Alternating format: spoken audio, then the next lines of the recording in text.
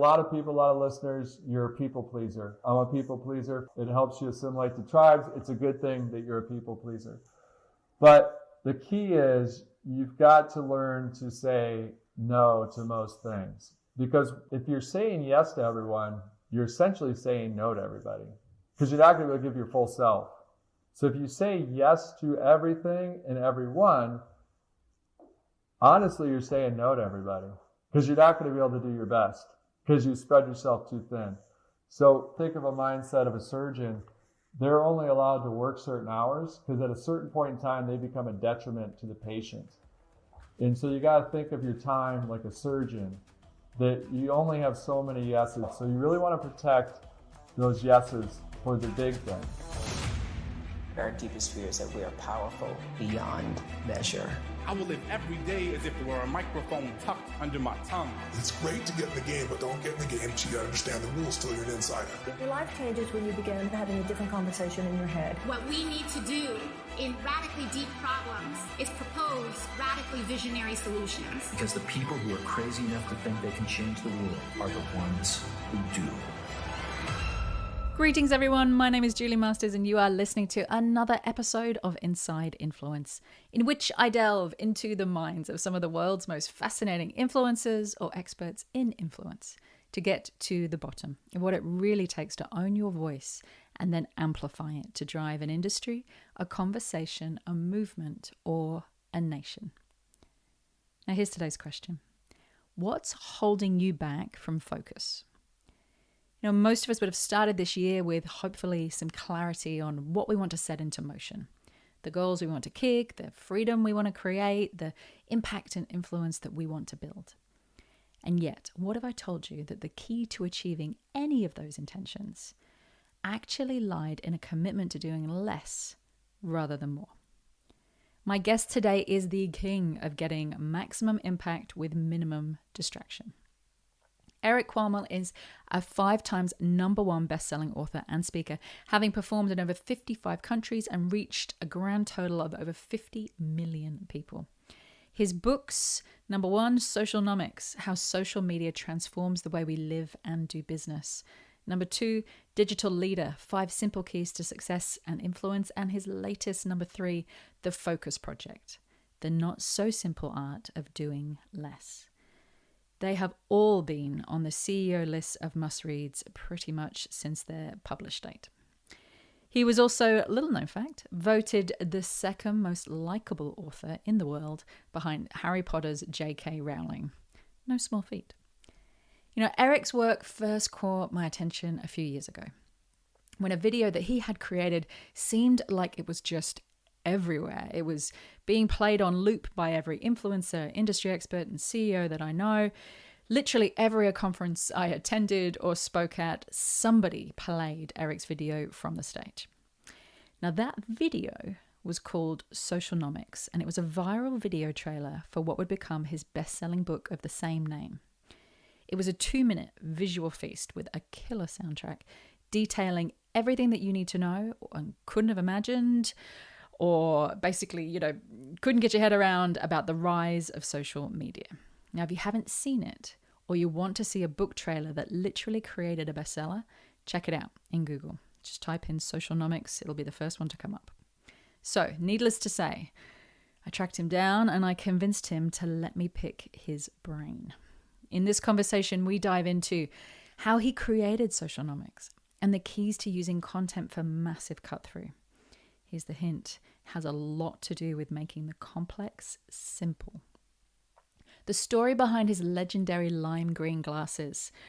For those of you who know him or know of him, you'll know exactly what I mean, and why stepping into his story rather than avoiding it was the most powerful thing that he did when it came to standing out.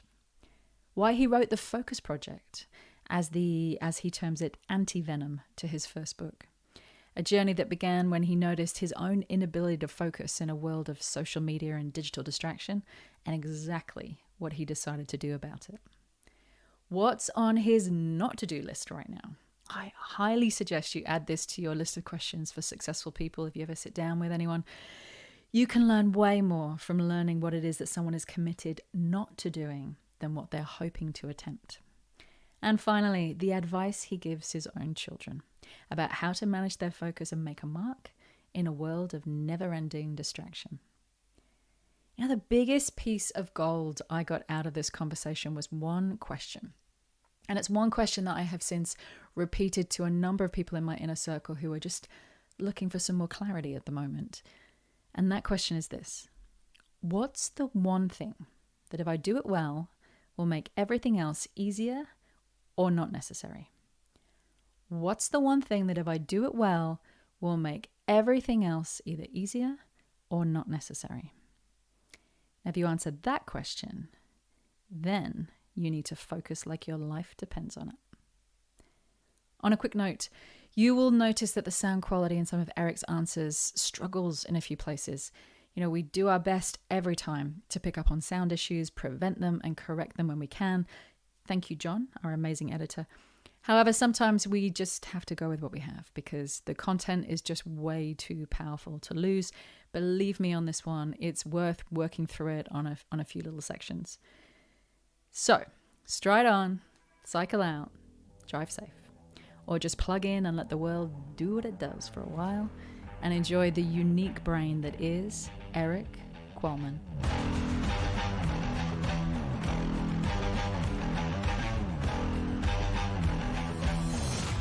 Welcome to the podcast, Erik Qualman. So lovely to have you here. Lovely to be here. Really happy to join your listeners. Well, I was saying briefly before we went on air that I first came across you and your work, I don't know how long ago, probably I would say 8 or 9 years ago through the Socialnomics videos that you produced. And I think you produced, at that stage anyway, one annually that was kind of a roundup of the year in terms of everything that we needed to know from a social media standpoint. Stats, trends, what's happening, some funny facts. But the way that you did it just really cut through. Like I remember in my industry, which is, you know, there's a lot of speakers, a lot of influencers, a lot of talent agents, your videos just came through like wildfire. It was like you managed to tell that story in 2 minutes in a way that no one else had really been able to tell that story before. So I wanted to kick off with how did you start out? Like how did Socialnomics come to be? And then we can talk about how you came to tell the story. No, it's a great question. So my background, I fell in the tech industry before everyone was in tech. And literally, I was an intern at Cadillac and these things called websites had started. So like, you're young, go figure out what this website is. And fortunately at the time, it's pretty easy HTML. It's just basically PDFs online. But I'd always been in the tech space. So when social media came out, I started to see this thing, and I'd see my cousin who was 21 had to get on this thing called MySpace, and I'd watch her, and I started to realize, holy cow, this is the next thing. Like this is, before that it might have been search was a big thing. Before that was e-commerce was a big thing. Before that the websites were a big thing, the internet itself. I go, this is the next thing. This is going to revolutionize the way we communicate. But at the time, most people thought, no, this is just a teenage toy. And so as I talked to CEOs, I had a marketing at Travelzoo at the time. And so I'm like, we got to invest in this, guys. We're spending $50 million on search, but really we need to adjust and put all of our eggs in the social media basket, or a lot of them, because this is going to change the world. And no matter what CEO I was talking to, they thought it was just teenage stuff. So after an hour of speaking with them, they're like, oh, I kind of get what you're saying, Erik. I'm bought in, but they wouldn't take any action. So then I realized I've got to come in stronger. I've got to put together a video. I'm going to tell them the story through video in 2 minutes. That's just going to shock them. And that was what it was made to do. And then all of a sudden we put it on YouTube and it went massively viral, because it turns out that everyone was trying to figure out what this social media was. And since it was to good music, it was in 2 minutes, it just made it simple to realize I've got to take action. Okay, yeah, this thing is huge and I've got to take action. So that's how it started. It's funny because the book Socialnomics, in the video itself, I don't really talk about the book Socialnomics. But with the publisher, they go, I don't understand how this video is supposed to sell the book. And I go, it will long term. And they go, but it doesn't talk about you in the video or the book. It's not telling them to buy the book. I go, yeah, because nobody would watch that. I go, this is trying to provide value to the user that needs to know what social media is, and they need to take action. And they go, I still don't get it. I'm like, did you actually read the book? Because that's what the whole book's about, is how to use social media and you got to tell a story first and not sell yourself first, but provide value. So that's the whole impetus. I had no idea that thing went massively viral. All of a sudden I get these media outlets calling me. All the giant media outlets were calling me at the time. And so it was crazy. It was crazy. There's a few things I really want to highlight in there. Number one was you saw a trend arriving, and you tried to explain to everybody what was going on. And I think for anybody that's listening, we've all had those moments where you can see something coming and you're trying to explain that this is happening and we need to take action, and we need to take action quickly. And usually what happens in those moments when you're trying to pitch somebody who's got 1,000 things burning right now that they have to deal with, and when you're telling them that I can just smell smoke on the horizon, they're like, I don't, like, there are things literally burning in front of me. But rather than back off then and just kind of, throw your hands up in the air and say, nobody's into it, nobody cares, you did the one thing that I always try and coach people to do, which is you put on your translator hat and your epic storyteller hat. And you were like, right, I need to translate this problem in a way that they understand, in a time frame that they can digest, using language that makes sense. And I need to do it in an epic storytelling kind of a way that's really going to make an impact. And literally, for anyone who's listening, go check out these videos, because I've given them to CEOs before, and I've watched CEOs get up on stages and play your videos before they talk to their teams, just to highlight the changes in the digital landscape. What do you look for? Because I know you do these videos for lots of organizations now. When they come to you and say that we have this big complex beast that we're trying to get cut through with, what are you looking for when you put together these short bite videos? What I'm looking for is to answer the question, so what? So what? And whenever you give a keynote on stage, I even almost say this out loud to the audience. Hey, you guys had fun. You're entertained. But so what? What am I supposed to do with this information? And so that's why I always want to get to the core, whether we're working with an IBM or a Disney, is so what? So what? What do I need to get the essence? And help break through the clutter. So that's the key, is you got to make sure that everything in that 90 seconds to 2 minutes is answering the question around the so what, so that someone actually stands up and takes that action.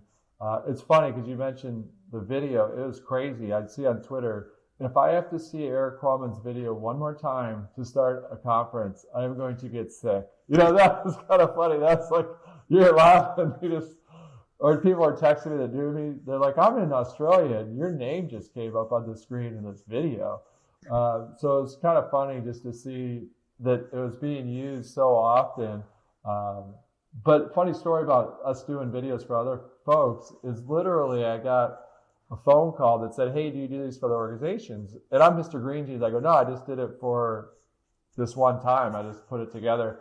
And then the second call comes in, they're like, hey, did you do this? I'm like, no, I just did it for myself. And then the third time I finally got wise and said, oh, yeah, we can do that. We'll do that. We've got a product just here for that. Yeah, we've got a whole studio. We're ready to go. Let's make it happen. What's been your favorite project to work on from a storytelling standpoint when putting these together? I know it's not all you do, but I'm just fascinated by this facet. Yeah. From the animation studio side of things, it's just the time I almost fell out of my chair and dropped the phone was when Disney called. Because I'm going, well, why don't you have the Pixar guys do it? I don't understand. Like, we're a boutique animation.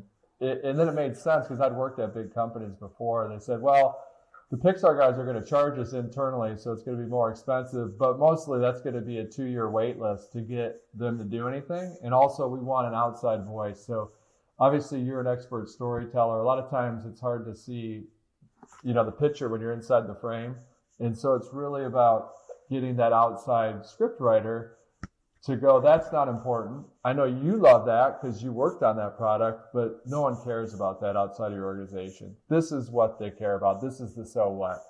And so that was a really cool project to work on. And then it went a little deeper than that, because whenever you work on some of these animation pieces, it uncovers some bigger issues that might be at that organization.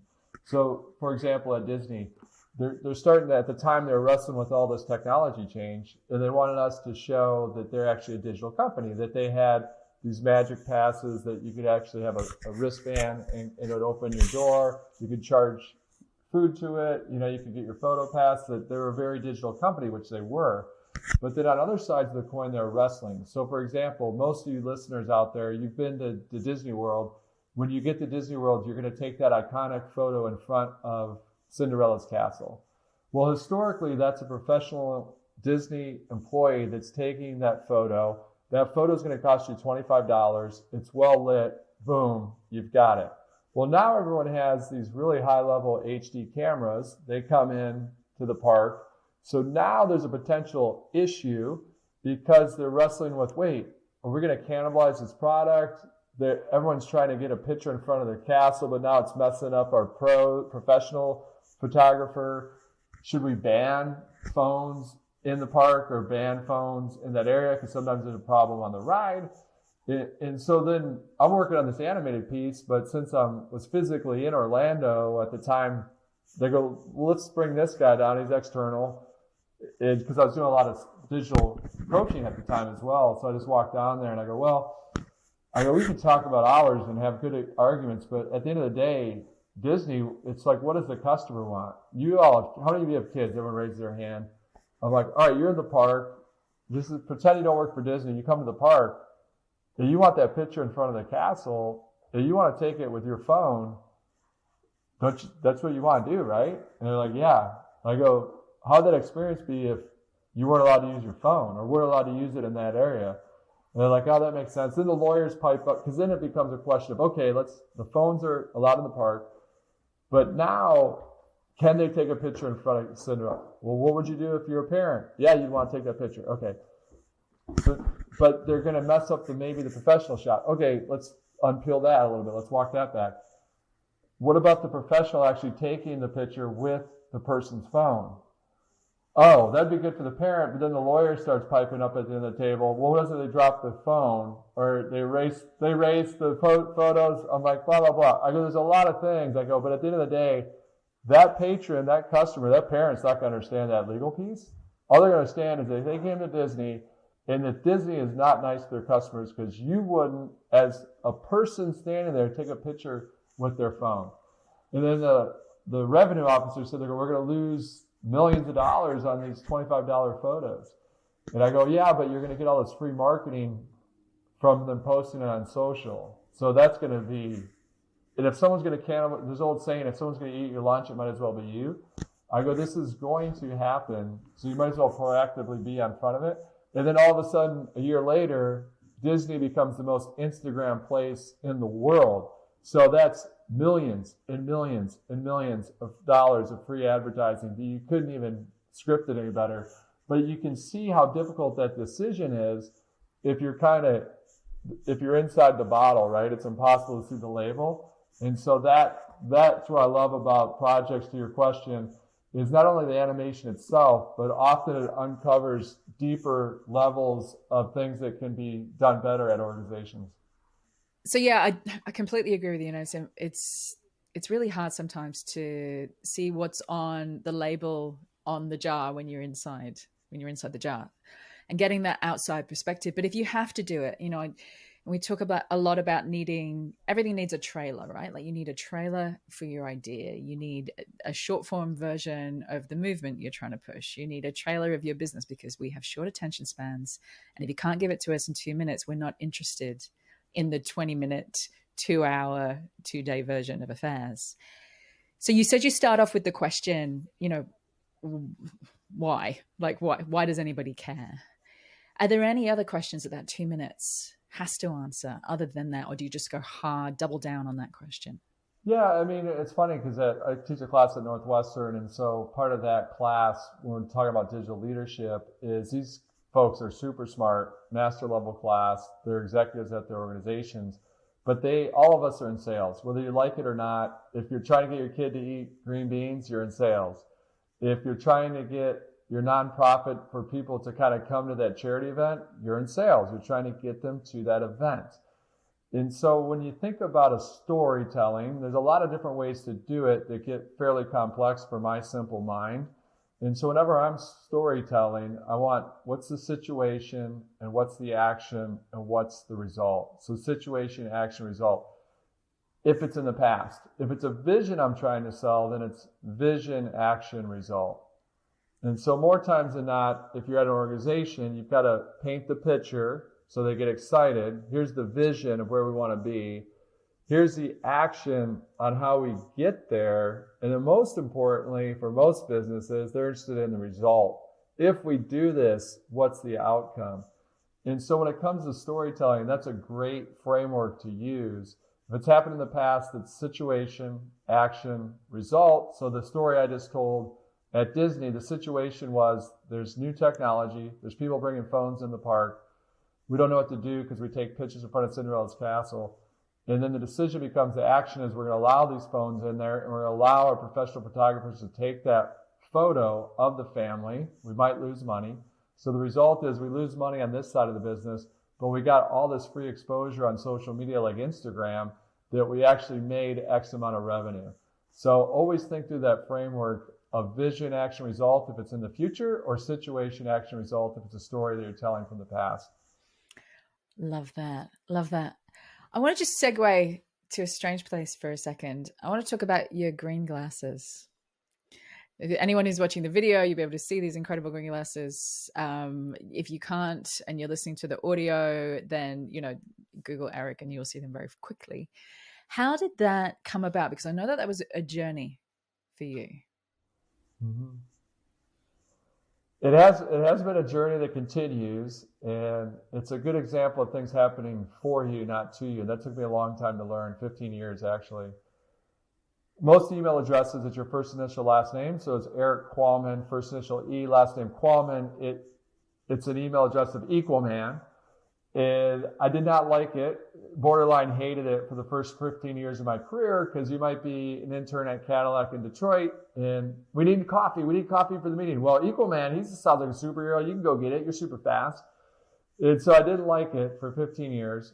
And then at a moment in time, I realized, wait, this isn't happening to me, this is happening for me. So my second book, Digital Leader, was doing pretty well, and so they wanted to do an interview for a magazine, and that magazine wanted to take a picture for the cover.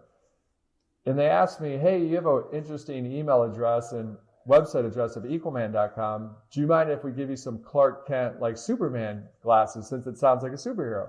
I go, yeah, we can have some fun with it. And they go, well, it's our St. Patty's edition. Do you mind if they're green? I go, yeah, whatever. We'll just have some fun. So we take the photo, and these are really bright glasses. They came out, they're like, whoa, those are really bright. Then a couple weeks later, I fly to Kenya to give a keynote address. And I'd never been to Kenya before. This is my first time to Kenya. So I wanted to really learn about the culture. So the night before, I went to a rescue shelter to adopt a baby cheetah, just to support that shelter, not to take home, obviously, but just to support the shelter. And on the ride over, the lady that I'm with, she looks at me and goes, hey, Usain Bolt, the Olympic sprinter, just happened to be here 2 days ago, and he adopted from the same litter that you're going to adopt from. We filmed him. We'd love, if you don't mind, to film you and marry the footage together just to raise some more awareness and money for this rescue shelter. So I go, yeah, that sounds great. We're happy to do it. And she looks at me and pauses and goes, but obviously when we're filming, we want to make sure you're wearing your iconic green glasses. And I look at her and I go, oh, I don't walk around the world wearing those glasses. I look like a fool. Those are just for that magazine. And then the look of disappointment on her face, and she goes, no, everyone in Kenya, that's their expectation. That's what they think you look like. That's their expectation. So I never want to have that look of disappointment again, but it was a trigger that went off in my head that said, hey, you fool, this is happening for you, not to you. Step into that discomfort and just embrace it. So if you can help one other person, then it's worth wearing those glasses. Now, keep in mind, this has happened, the world shifted very rapidly in the last 8 years. So if we look back 8 years ago, most keynote speakers were still wearing suits, even with a tie on stage. And so for me to have green glasses, we'd actually lose deals. Like people didn't want to book me for a business event because they're like, well, what's up with the green glasses? We need someone serious for this business event. But in time, we'd lose those deals, but we'd gain other deals because we're like, yeah, we're sick of the stuffy speaker. We want someone that's exciting, someone's different ideas. This guy's talking about innovation. He's talking about focus. Glasses make sense. And then lo and behold, all of a sudden, now we've become a seller of these glasses because just like the animation story I told you, that these conferences and companies started saying, hey, when Erik's on stage, can we get some of those green glasses for the audience? And we're like, yeah, you can order them over here. And then in time, they said, no, we want you to order. We want you to bring them and then we said, well, we can put your logo. And over time, it evolved. So now we've sold close to 100,000 of these glasses. So they'll have them on the chairs at the events where I give keynotes. People have fun with them. I have the executives put them on. Obviously, I'm talking about focus. It makes sense. If I talk about pioneering, it's about stepping into that discomfort so that they remember. They see those green glasses on their chair. They're like, oh, yeah, it's not supposed to be easy. As a pioneer, I'm supposed to get that pushback. And so it's been a wild journey. We don't know where it's going to go next, but it's been a fun ride. I never knew I was going to write a focus book, but when I did, that's when they said, let's put you on the cover. It's the only book that I talk about personal things. It's the only book that I'm on the cover, and it's because the glasses are there. I think there's something just really important there around stepping into your story, right? Like rather than resisting your story, I feel like for a lot of us, we have this viewpoint that there are, parts of me that I'd rather nobody else knew about. There's parts of me I wouldn't want to discuss. There's the parts that make me different that I'd rather keep over here because those are the parts that, will, I don't know, have me ostracized or whatever the feeling is. It's the keeping small of a part of ourselves. And the irony is, like the green glasses, it's those parts of ourselves, those parts of our story that are often the ones that are the key to standing out and the key to being a full technicolor version of yourself. Irony again, green glasses, as opposed to a muted down version of everybody else. What are some of the keys to stepping into your story? Because obviously there is discomfort involved. Yeah, I love the way you frame it because it is true. If it was easy to step into your story, we'd all have done it. And so what's interesting is now I talk about this on stage. So I would never talk about the green glasses on stage. I just would have them on. And then we have a pretty good feedback loop because people think I'm crazy, but I give out my email address on stage because I want to connect with people. Just not me on stage. I want to connect with them long after that. And so I started to realize that they were distracted. They wanted to know why I was wearing bright green glasses. They say, I love your message, but why are you wearing these glasses? So I go, okay, maybe I'll just tell it on stage. And so I told the story on stage, and then it started to come back, that feedback loop. That was their favorite part of the whole keynote. So it's something that I had resisted telling. And then I started to realize, wow, personal is very powerful. Even though it's uncomfortable for me to talk about myself. I grew up in the Midwest in Michigan where you don't talk about yourself. You just don't. And so, but then I realized I could do it because it was helping someone else out. Because you're exactly right, is that people haven't stepped into their story like me. They resisted it for 15 years. So when I tell that story on stage, I tell them, I'm going to tell you my story, but it's everyone's story here. And so some of you on that journey haven't taken that step, but when you do, it's going to be very uncomfortable at first. But long term, it's the most comfortable place we can live, is being our full self. But those first couple steps are very difficult. It's very uncomfortable. Like I mentioned, we lost revenue. I'd wear them on my head because I don't want people looking at me. Because I could tell they're like, oh, why is that guy wearing green glasses like that?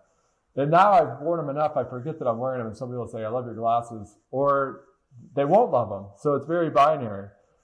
But the core message is to, exactly right, Julie, as you said, to step into that discomfort. In short term, it's discomfort, but long term, it's the most comfortable place we can live. Or perhaps you have stepped into your story, but you haven't stepped into the biggest chapter. And you know that chapter. You know it. You're just afraid of that failure, that you're afraid, and I do it too, that I won't tell people I'm writing another book. Or I won't tell them, here's my dream is to actually write a fiction book. Because if I say it, then it's real. And if it's real, then there can be failure with that. Where if I just wish for it, it's not real till I verbalize it. It's not real till I take that step. And so the reason we don't do that is because if I don't take that step, then I've never failed. Just like if you're a great singer, or think you are, if you never get on stage, you can never discover that you're a bad singer. But you also, the inverse of that is you can never discover that you're the greatest singer in the world. And so it's one of those weird things we all wrestle with. Somebody said something really interesting to me the other day, which really struck home. And it was, you're not afraid of failure. You're afraid of being seen as a beginner. And I had one of those moments where I thought, yeah, like I failed at a lot of things. I have a healthy fear of failure, but I failed at enough things now to know that I'll survive. But I do have fear of being seen as a beginner, of being seen as, not having any clue what I'm doing at something, and trying things and all the things that you have to try in order to hit the thing that's going to work. For you, I kind of picked up there, and I don't know if this is true or not, and I know you'll tell me, that you feel like this chapter in the green glass is almost coming to a close, or you can see a time when it will come to a close, because there's the stepping into our story that's very true for us. And as you said, it's the most comfortable place we can be. We've got to get through the discomfort, and then it is the most comfortable, flowful, easeful place we can be, because it's just us being us. But then where's the opportunity then to change again, to transform again, to start a new chapter, to shed the things that don't represent you anymore? And it feels like you might be just on the edge of that again. Yeah, I mean, you come a long enough way that you're always trying to reinvent yourself. And sometimes it's overnight, but a lot of times it's evolutionary rather than revolutionary. And so whenever I get too stressed, which we all do, the world can be overwhelming.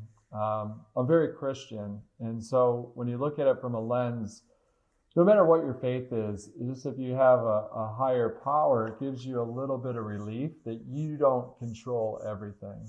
And so no matter if you're not religious, it doesn't matter. I like to picture myself, I'm on a raft, there's a current, and that current is not something I control. And that current might take me down another path that I wasn't expecting. I wanted to go down this path, but it's taking me over here. And so my role is, whenever I have something that comes in that says, hey, you need to paddle over here, that's your job. Like, it's not you just like floating, you're putting in effort. It's like, now you got to paddle over here. And it's phrased different ways, like one door shuts, another opens, but it's really, I like to vision myself on a tube. I don't control that current, and I don't really control where that current's going to take me, but I do control when I have that conviction, hey, the social media thing's big, you need to tell the world about it. So then you start to paddle towards that social media. Or we just released this game, we want to do a kids game, so kids get off their screen. Oh, paddle over here. For some reason we want to do this kitty corn game, so we're going to do this kitty corn game, let's paddle over here.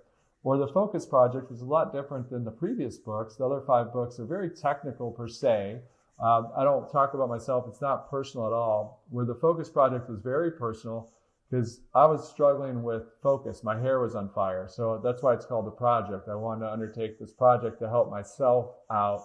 We'd have a readership of 1 no matter what, because I needed this. But then talk to more people that they were wrestling with it too. So that was, again, you're on the tube floating on the river. Oh, paddle over here. You got to uncover this focus thing, because everyone's wrestling with it. All of a sudden the pandemic hits, throws fire, gasoline on the fire. Boom, now everyone's really wrestling with focus. And so you can only connect the dots looking back, as Steve Jobs famously said at Stanford commencement. But it's really about that journey, and just trying to paddle when you have that conviction, but know that there's things beyond your control, that current. It's funny, my husband and I talked a lot about this during the lockdowns, that when the current changes, and again, just an amazing analogy, when the current changes, you have 2 options, right?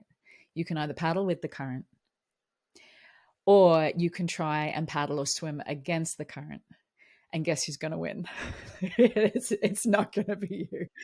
And you're going to end up, exhausted, washed out, burnt out, and still in some way where the current wanted to take you.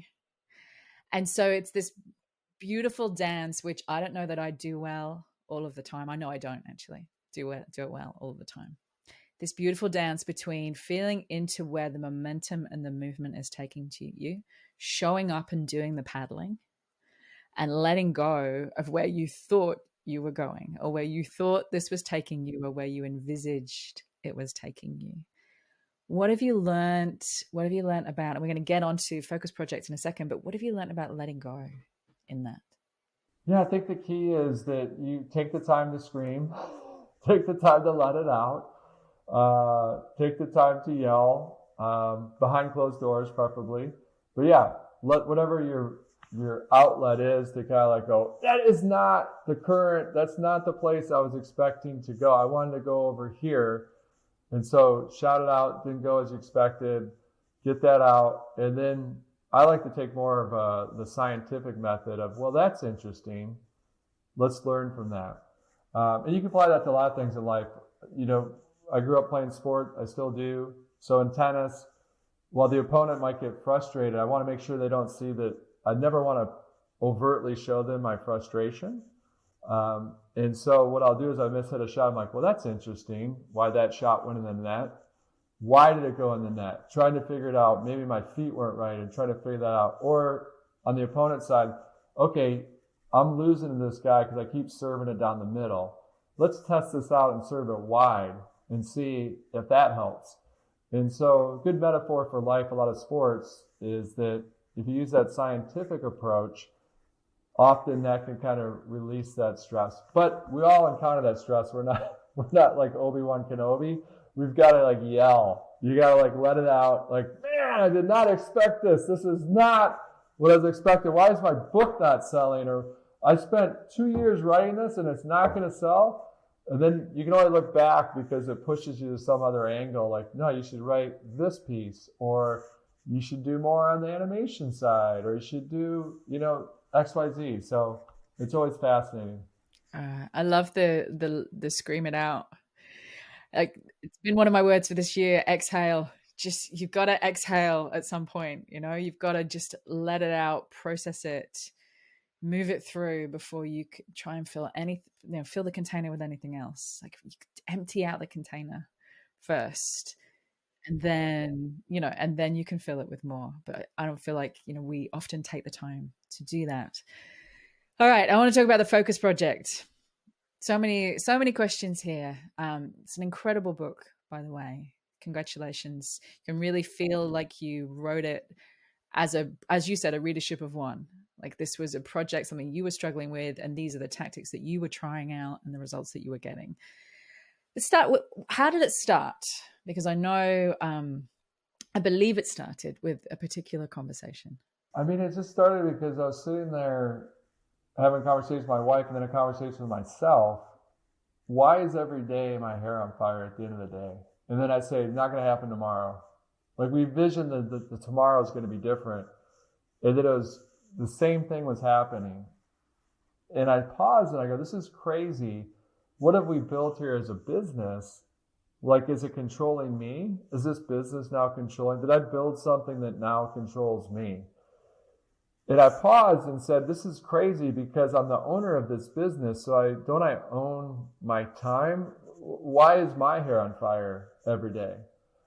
And then I started to talk to people, because that's what I like to do, is like, hey, this is what I'm wrestling with. And they go, I am too. I can't focus. My days are crazy. I can't get everything done. My to-do list is too big.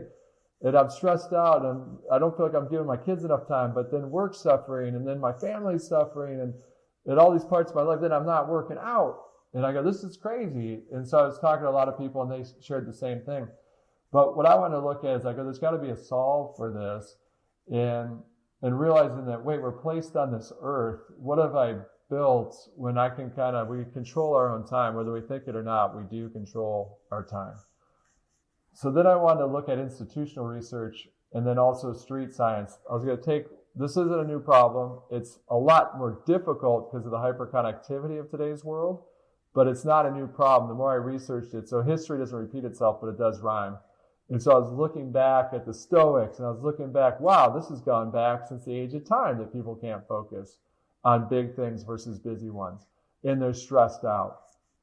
And so then I started to attack it. Okay, let me try this. Okay, let me try that. So that was the street science, me testing different things. And that's why in the book it's called The Project, because I wanted it to be a year project where I did a different focus a month. I failed miserably the first year. Because you couldn't focus? Again, if it's easy, it'd already be done. I couldn't focus. Because I go, all right, in order to have the luxury of writing this, primarily what drives we do a lot of things at Equalman Studios, but the thing that drives most success is me speaking on stage, which you know quite well.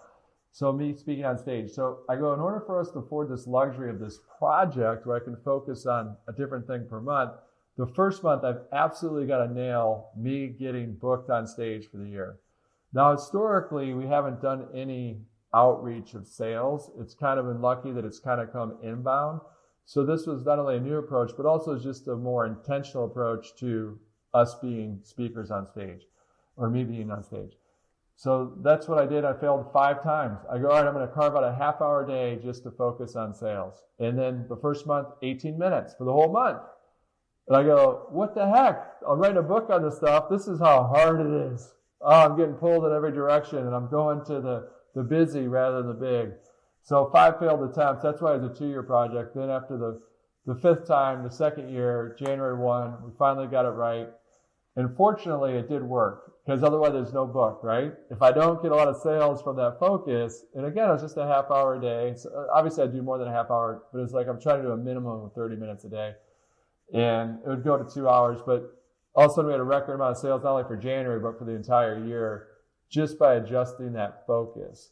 And that afforded me the luxury to focus on other things per month. Because I would just, before the book, I'd daydream about how cool would it be if I just got to focus on all the house projects for a month.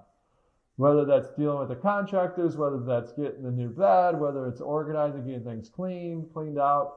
So a lot of you listeners are probably like, oh, that sounds amazing. If I could just, I'm literally, for a month, as you're talking, writing a mental list of everything I would do, and it's comprehensive. Yeah, very comprehensive. So that's the whole thing. And then so we I was able to write it into a book, and that's why it's personal, and that's why I talk about my kids and my wife in the book, because it was a project, and just how do I focus on big things like family and big things that move the business rather than on all these busy things that can gobble you up and cause stress. All right, so let's get into what you learned for a second. So you said that the first year, let's call that trial and error year.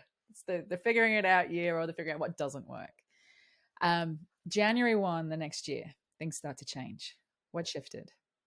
The big shift was just the intent, and I'll get into some tactical pieces, but the 3 main things, because when I get done with the book, I'm like, what are the 3 things that I learned? And so number 1, focus is very, very, very, very, very hard in this hyper-connected world. So that's why there's 5 failures in that year. That's why the project took 2 years instead of 1. But the cool thing is that focus can be learned, but it has to be intentional in how you learn it. Second, the top thought leaders, successful people, are better at focusing than us. That's why they're at the top. Now, they don't have inherent DNA that lets them focus better. What they've learned is systematically systems and processes, and most of those systems and processes are around saying no.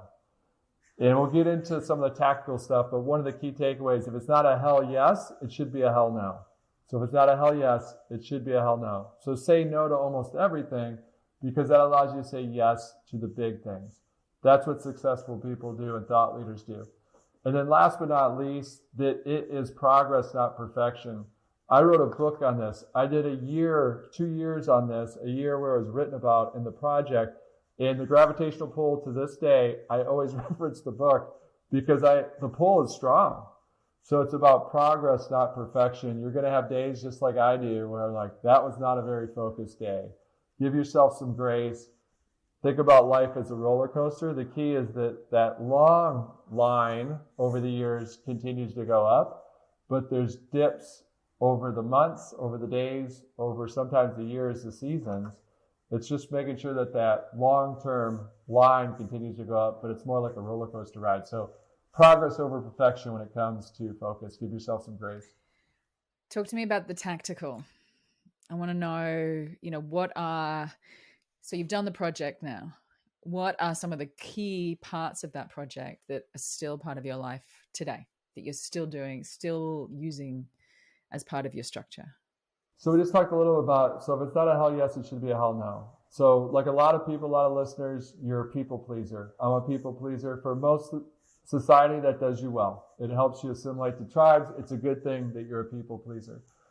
But the key is you've got to learn to say no to most things. Because what I also learned, this will give you some help. It'll make you feel better when you say no. If you're saying yes to everyone, you're essentially saying no to everybody. Because you're not going to be able to give your full self. So if you say yes to everything and everyone, honestly, you're saying no to everybody. Because you're not going to be able to do your best. Because you spread yourself too thin. So think of that mindset, or think of a mindset of a surgeon. They're only allowed to work certain hours because at a certain point in time, they become a detriment to the patient. And so you got to think of your time like a surgeon, that you only have so many yeses. Or if you're in retail, or I'm an e-commerce person, you got to think of inventory. Like think of boxes that say yes, and you've got a lot more. You only have so many yeses on that shelf. So every time you say yes, you got to think of yourself physically taking that yes box off the shelf. So you really want to protect those yeses for the big things, Now, how do you say no? It's easy for me to say no. So you want to get systems and processes in place to make it easy on yourself. So this is a good story of, without the project, this never would have happened. So I volunteer my time at our church to teach Sunday school. Now my girls are young, so they're in Sunday school. Now I travel quite a bit for work because I'm a keynote speaker, so I travel the world. And so when I'm at home, I want to be spending time with the family. So I want to make sure that I'm teaching my girls' class. So I'll say, yes, I'm happy to volunteer. I know you need teachers. I'm happy to volunteer. I'd really prefer to be with my girls. And then invariably, they'd email me that week and say, hey, we don't have enough people to cover the boys. Can you cover the boys? And before the project, I'd say yes. Because even though I want to cover the girls, I'm like, what kind of volunteer am I if it's on my terms?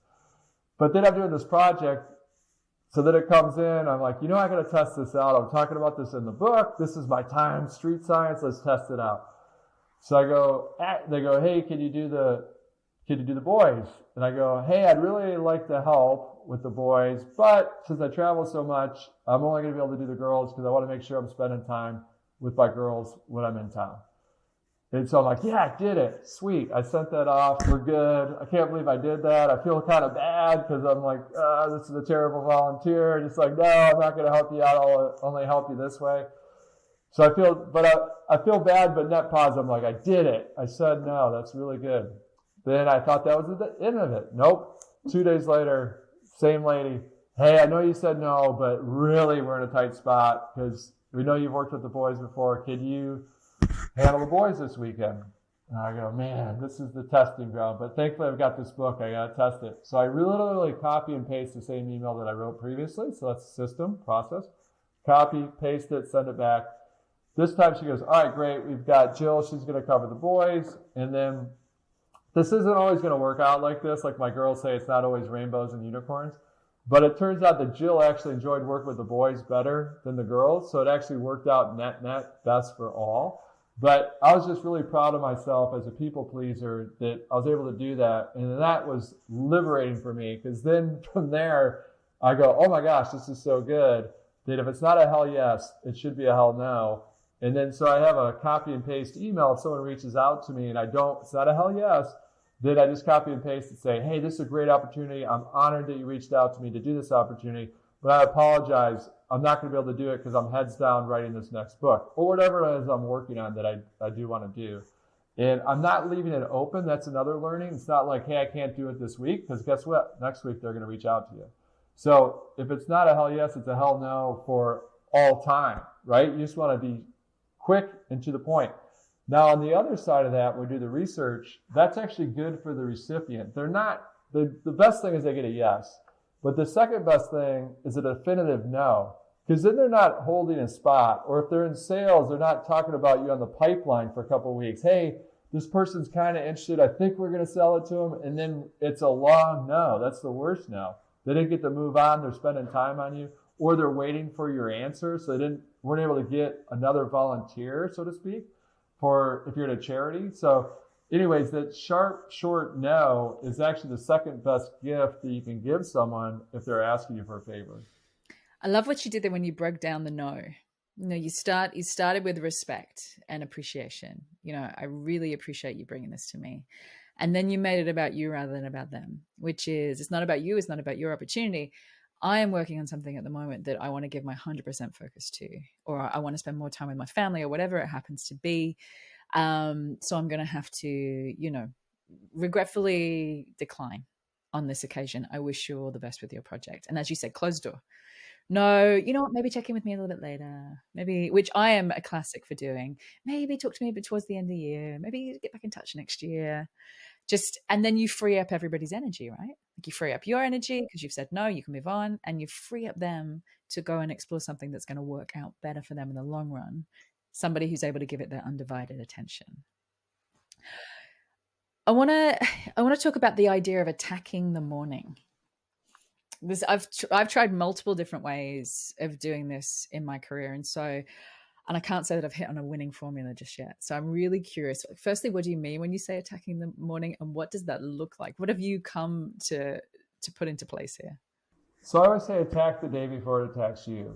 And so the best way to do that is in the morning. Now, it doesn't matter if you're not a morning person. So it's really just about what I call the power hour. So if you happen to, and we'll just do it for you just because it'll be interesting for the listeners while the listeners are listening as well. A very simple approach to figure out what type of bird you are. So if you're a morning, a robin, so that's an early bird, right? If you're an eagle, that's more mid-tier, or you're a night owl. So those are the three birds. You got the night owl, you got the eagle, and then you have the robin, which is the morning bird. So I just want you to think, close your eyes. This is for you and also the listeners. It's Saturday morning. Somehow the kids, they're maybe at Grammy and Granddad's. They're just not going to wake you up. There's nothing that's going to get you up. Nothing's going to bother you. I know this is a fantasy, but nothing's going to disturb you. What time would you naturally get up? Like, what time would you naturally wake up and feel like you're ready to get out of bed? Sometime between 6 and 7. So let's just say 6:30. Okay, 6:30. So you're a robin. So anyone that's under 7 a.m., they're a robin. Anyone that's 7 to 10, which most people are, they're eagles. And then the smallest percentage are actually night owls. So that's anyone that would wake up after 10 a.m. So that's just good for you to know, self-awareness. But let's say that you're naturally inclined to get up at 6:30. So 6:30, you get up. You have a half hour where you're sort of waking up. So in that 30 minutes, you can do whatever works for you, whether that's, gratitude journal. It might be just you calmly. It might be just checking social media, whatever it is that's kind of getting you geared up. But then if you can, then once you're kind of awake, and some people can do it 15 minutes, but let's just say 30 minutes. Then what you want to do is you want to utilize that power hour or power half hour, whatever time you have. A lot of people have busy lives. But that's when you carve that time out for you. And that's when you want to attack the most important thing. So identify in your to-do list, what's the one thing that makes everything else either easier or unnecessary? As I mentioned, for me, that is, for the year, is get on stage.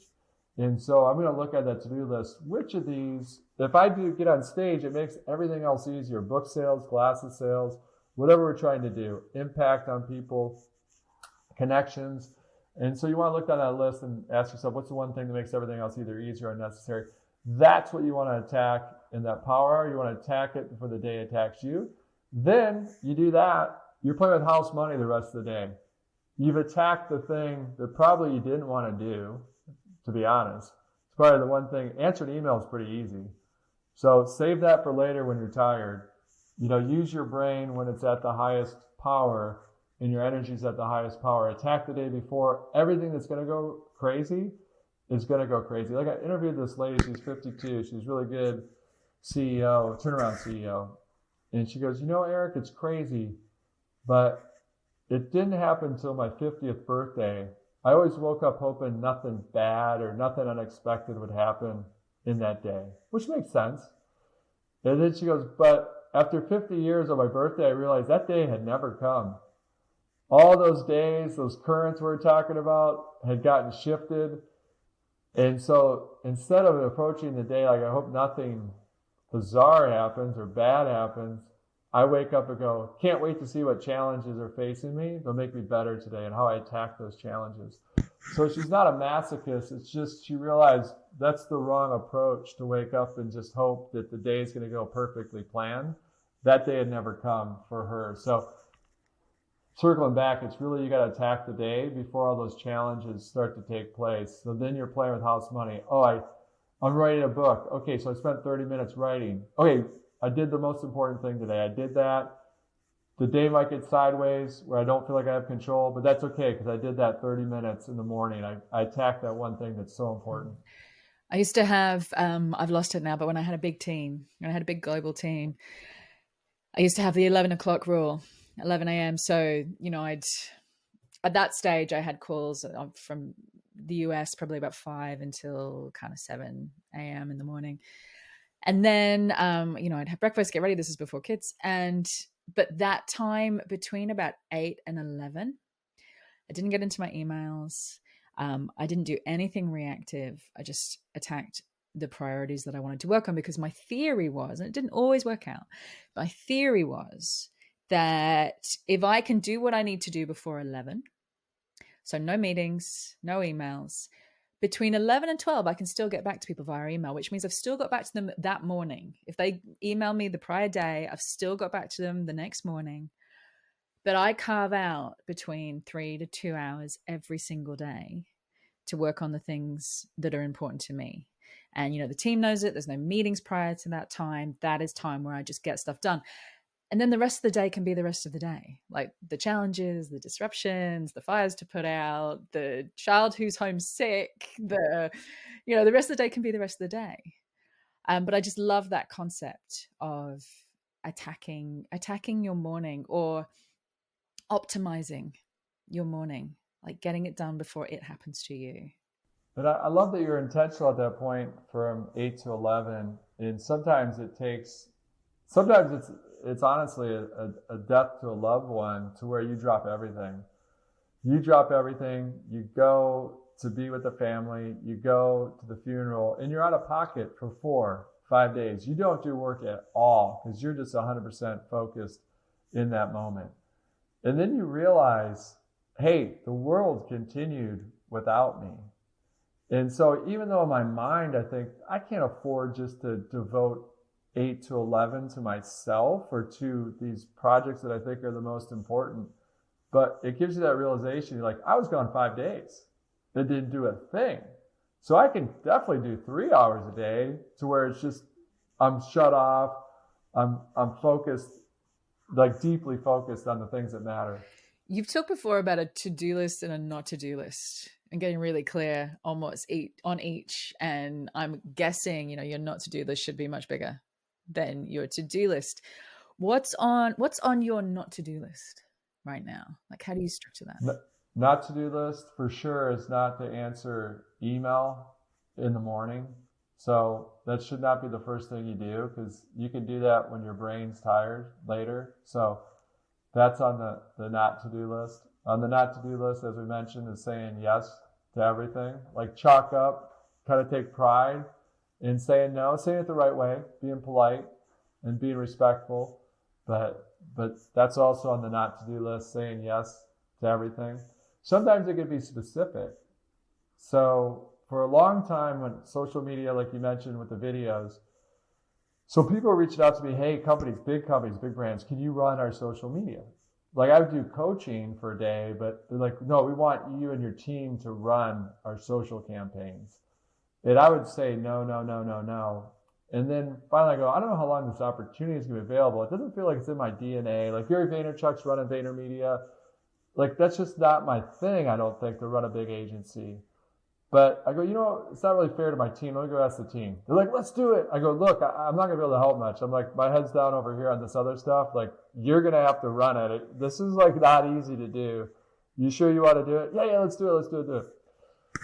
Long story longer, it was a disaster for us and for this big brand. Fortunately, we quickly realized that, say, hey, you don't have to, they're like, you don't have to be beholden to this contract. They knew it was going to be difficult for both sides, but let's just kind of move forward. So that's on the not to-do list. Certain things like that you go, okay, these certain opportunities you'll now turn down. You mentioned a question before, and you mentioned it very briefly, and I want to come back to it because when I read this question, I just wrote next to it the word gold. And that was, what's the one thing that if I do it well will make everything else easier or not necessary? Just walk me through that question and give me some examples of what the answer could be, because I think that this is a game changer question for a lot of people. Yeah, so what's the one thing if we do it well makes everything easier and necessary? It gets back to a lot of the listeners might know the Pareto principle that, 80% of the results are from 20% of either a product or your effort. So when you look at, say, Google, still to this day, almost all their revenue comes from search. So at the end of the day, if they don't improve the search algorithm, if they lose that part of the business, they can have Google Maps, they can have Gmail, they can have Google Cloud, they can have Google Sheets, but at the end of the day is if they don't do that well, that's a problem. And so what's the one thing that if I do it well, makes everything else either easier or unnecessary? So if you look on a to-do list, as I mentioned earlier, if I've got a long to-do list, well, on that to-do list, it might say, hey, we need to do better on the podcast. We need to get more subscribers to the podcast, let's say. That's on the to-do list. Well, what's the one thing if I do it well might make that so I don't have to do anything to get more subscribers to the podcast? Well, it might be me on stage. So that's the one thing if we do it well, it'll make everything else either easier or unnecessary. It'll certainly make getting subscribers to the podcast easier if I'm on stage a lot. And it might mean I don't have to run any ads for the podcast or even put as much organic time into the podcast because I'm on stage. I get off stage and they go, hey, do you have a podcast? Yes, here it is. And we've got a little card I can hand them if they ask for it. And so that's an example of looking at all your to-dos and your goals and saying, really, what's that keystone? When you think about building a building, it's all about that keystone. What's the main thing that if I do it well, is going to make everything else either easier or unnecessary? Now, more times than not, that actually is sometimes the thing you don't want to do. Some people call it eating the frog. It might be whatever it is that you have to do, but a lot of times it's the thing you sort of know you need to do, but maybe you don't want to do it and you put it off, but you know that it's like taking your medicine sometimes. And tying back to the previous point, that's what you do in those first couple of hours of the day. That's the thing you attack first up. And make it easy on yourself. It can be like if you want to write a book, I used to be, I'd put pressure on myself and go write X amount of words. Some authors do that because people always ask me, what's the system for writing books? I go, everyone's different. I try to do it where I'm going to write X amount of words. And I go, that's not really working for me. So instead I go, today I'm just going to put a half hour of writing, whether that's one sentence or whether that's maybe, sometimes it's 3,000 words that never go in the book. It's so bad. But I just put in that 30 minutes. And so that works better for me. So figure out what systems work for you, but it's staying intentional, just keeping at it. It's that trickle, right? It's that keep trickling away. So whatever that big goal is that you have, it could be you want to get in better shape. A lot of people want to get in better shape at the beginning of the year. And so you want to make it easy on yourself just to take that small step. It's not go out, I'm going to buy this gym membership and I'm going to work out an hour a day. It could be just that, okay, every time that I brush my teeth, I'm going to do one push-up. Well, obviously, you're probably going to do more than one push-up when you do that. You probably brush your teeth 3 or 4 times a day, 5, whatever, how many times you brush your teeth.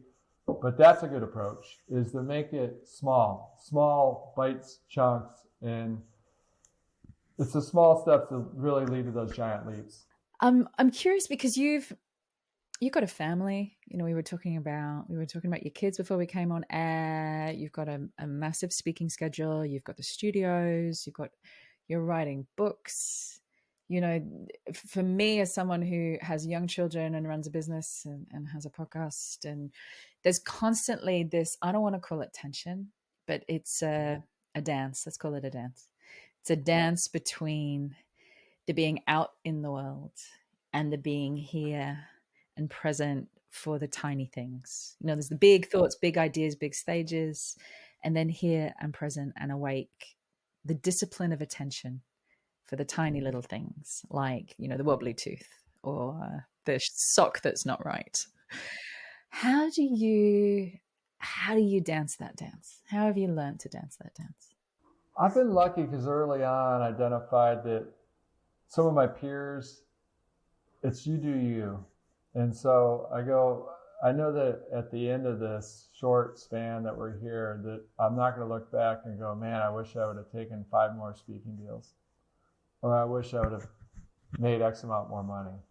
But I know that I would say, man, I wish I was there more. And so then you have to put in systems and processes to protect what's important to you. And so we quickly realized that 52 nights seemed about right. The 52 nights away from the kids is about what I could tolerate. And it's also good for them that I be present. But it was mainly selfishly for me because I love being around the family. And so again, you do what's best for you. But for me, that was what's going to work best for me. So a lot of times we take the kids, we've had amazing experiences of taking them around the world because when I speak in the summer, they travel with me. Obviously, when they're in school, they're not going to travel with me. And so it's really making sure that we're focused on that number one metric is it 52 nights away. And what that helps do, though, is it helps raise your speaking fee sometimes, or it helps you really push back more than you normally maybe would have from a business perspective. But most importantly, it's really putting those guardrails in place so you don't, all of us have the tendency to go off the road. And so putting those guardrails in place systematically to make sure that what's going to matter 5 years from now, 10 years from now. And so always asking yourself that question. And now it's so wonderful. I'm so lucky to be in this business because if I get a speaking deal, I'm super excited because obviously that's revenue, but also I get to impact people from the stage. So, oh, this is amazing. I've got this event. I'm going to Toronto tomorrow. We're going to rock it. And then the other side of it is that, oh, someone else, they picked this speaker. They picked James Clear for this event. Oh, that's cool. I'll be at home with the kids. So if you take that approach, then it kind of changes everything. But again, that's just my system. But I tell that because everyone out there listening, you'll develop your own system.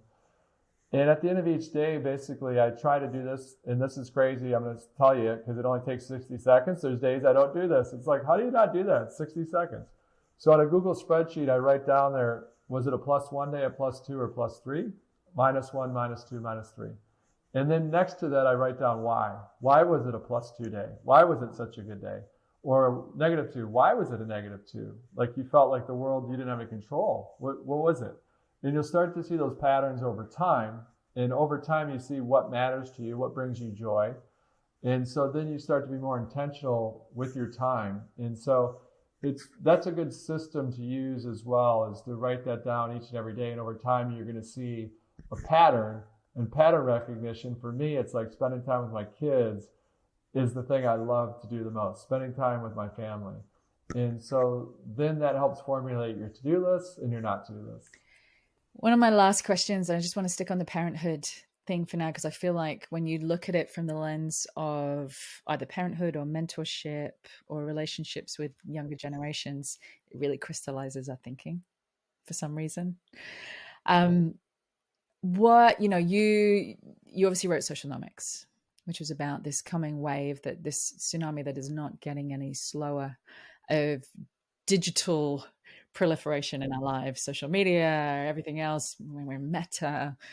And then you were very clear about the fact that you wrote the Focus Project as almost the anti-venom to that. I wrote about this is coming. We're going to need this now. Because guess what? The only intention of the digital world is to strip you of your focus, strip you of your attention. So you've written those 2 books. What advice or guidance do you give your children about how and where they spend their attention with that constant pull from the digital world? Yeah, no, it's a great question that I'm going to unpack in 2 seconds because you just jogged my memory on something. Because my lovely wife, during the course of writing the book, I come home and I went to open a drawer and I couldn't open the drawer. And you've all been there. It's almost impossible to get your hand in there to release whatever. It was too stuffed. So I finally get it open. I'm like, oh my gosh, this drawer is crazy full. And my youngest daughter at the time, I think she was 5, I started to move items from the drawer. I go, there's an empty drawer right next to it. So I started to put half the stuff in the empty drawer. And my daughter is so funny, goes, Daddy, you can't put stuff in that drawer. I go, why not? It's empty. She goes, that's Mommy's drawer. I go, yeah, but it's empty. This one's, I can't even open it. It's so crowded with your guys' stuff. And she goes, no, that's Mommy's drawer. You're going to get in trouble if you put stuff in that drawer. I'm like, all right, I'll deal with that. So I put it in there. And then sure enough, my wife comes home. She goes, who put stuff in this drawer? And I go, I did. I couldn't open the drawer next to it. She goes, no, this is the drawer. I need it to be empty. I go, what? That's crazy. What do you mean you want it empty? She goes, I can't have every drawer in the house full. This is my way of saying my life is not completely overstuffed, that I actually have one drawer that's empty. And I go, you know what? Either we're both crazy, but since I write this book on focus, that's genius. And I'm going to put that in the book, that you have the concept that you have to have this empty drawer. And then I politely asked, can we make it the smallest drawer? No. No, but it was just that metaphor to have that empty drawer in your life. But with the kids, when it comes to digital, a couple things. First of all, and we did some research for a video that Steve Jobs wouldn't let his kids on the iPad. If you look at some of the top tech execs that I've been able to interview, they're writing the programs that are keeping these kids on these tools. They want to let their kids use them. So the tools aren't inherently bad, but they are designed to make money. And so they have PhDs that are writing code to get you to stay on them longer, whether you're an adult or whether you're a teenager.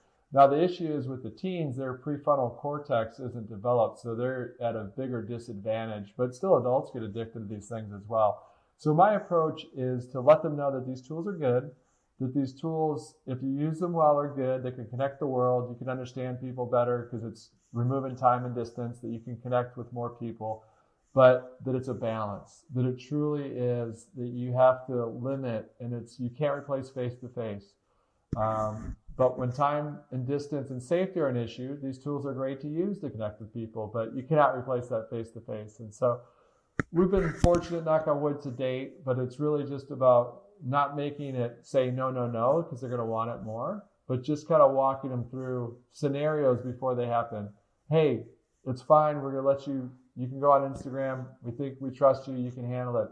But what's going to happen, this is going to happen to you, is when people start posting pictures of a party that you weren't invited to. How are you going to handle that? So instead of dealing with that in an emotional time when it does happen, try to ask it before it occurs, when you can deal with it in a non-emotional state. And now, again, these are just tips that give you a better chance, but we don't live in utopia, so sometimes things are going to happen. So it's just really about working as a team rather than just like, I'm going to tell you what you can do. Let's work as a team to collectively figure out what's best for everybody. I love that. Practicing it before it happens, Yeah. And the other thing too is that they have sleepovers. This is really hard to do because you don't want to be the uncool parents. They're like, hey, sorry, Kelly, but here in this house, once it hits 10 o'clock, the phone's charged down here and they're in this area, you can't access them. Oh, I have no issue being the uncool parent. None at all. I don't have that. I don't have that drawback. Yeah. I'm all in for uncool. I'm very used to it. Finally, before I let you go, if this episode is going to be released. It's going to be one of the first ones that's released in the new year. And there's going to be a lot of people out there who have some big goals they want to kick next year, who, the past few years, there's been roadblocks and a lot of stuff happening. And I can already feel everybody kind of going, right, next year is my year. One thing, if I was going to change one thing, if I had a big goal I wanted to kick next year and I wanted to focus on it and get it done, what's the one thing that I should change or put into play that's going to give me the best chance of getting that done? The science shows, write it down and share it. Share it with a friend that's going to hold you accountable.